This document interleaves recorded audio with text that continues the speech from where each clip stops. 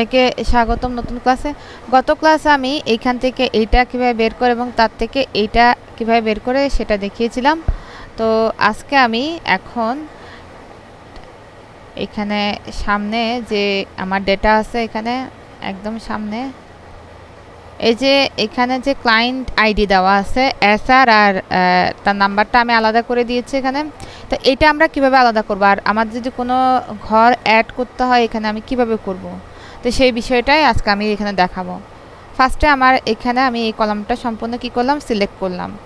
খুব ভালোভাবে খেয়াল করেন। সিলেক্ট করার পর এখানে আমি কন্ট্রোল শিফট আর প্লাস আইকন একসাথে দিলাম, আমার একটা ঘর হলো। আবার আমি কন্ট্রোল শিফট প্লাস আইকন একসাথে দিলাম, আমার দুটা ঘর হয়ে গেল। তো এখন আমি কেন এটা আমি আলাদা করলাম, আমি চাচ্ছি যে আমার এই যে এখানে করে দেওয়া আছে এসআর আর এই নাম্বারটা আমি কি করব, আলাদা করব। এটা সম্পূর্ণ ডাটা ক্লিনিংয়ের একটা কাজ এক্সেলের উপর। এখানে যত টেকনিক আছে সব আমি আপনাদের দেখাচ্ছি।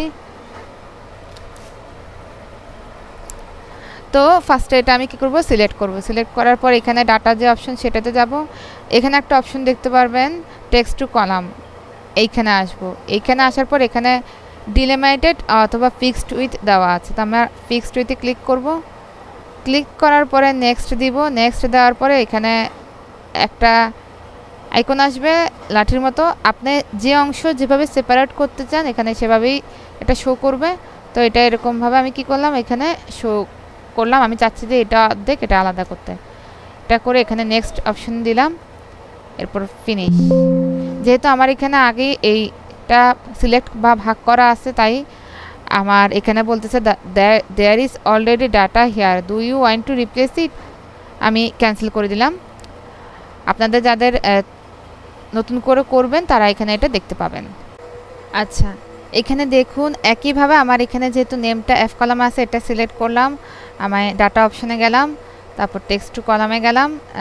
এখানে এই ফিক্সড উইথে যাওয়ার পরে নেক্সটে গেলাম, এখানে আমি একটা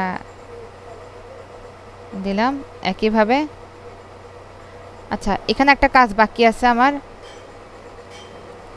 এখানে একটা আমি এখানে কি দেখতে পাচ্ছি, একটা এই ডটের মতো দেখা যাচ্ছে। তো এইটার জন্য প্রথমে আমার এখানে আমি যেহেতু কাজটা করে ফেলেছি, এখন আর আমার একটা হচ্ছে না।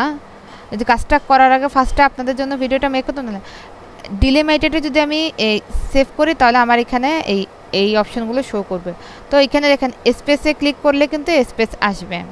আমি আদারে ক্লিক করে একটা হচ্ছে এখানে কি অ্যাপোস্ট্রফি দিলে আমার এগুলো কি হবে, চলে যাবে এখানে।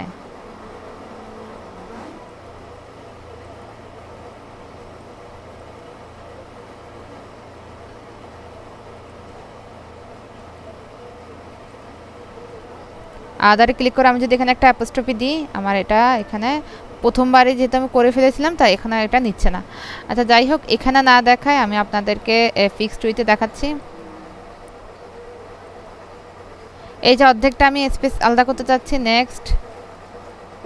আমার এখানে আগের মতো, যেহেতু আমি আগেও করেছি তাই আমার এখানে আগের মতো দেখাচ্ছে।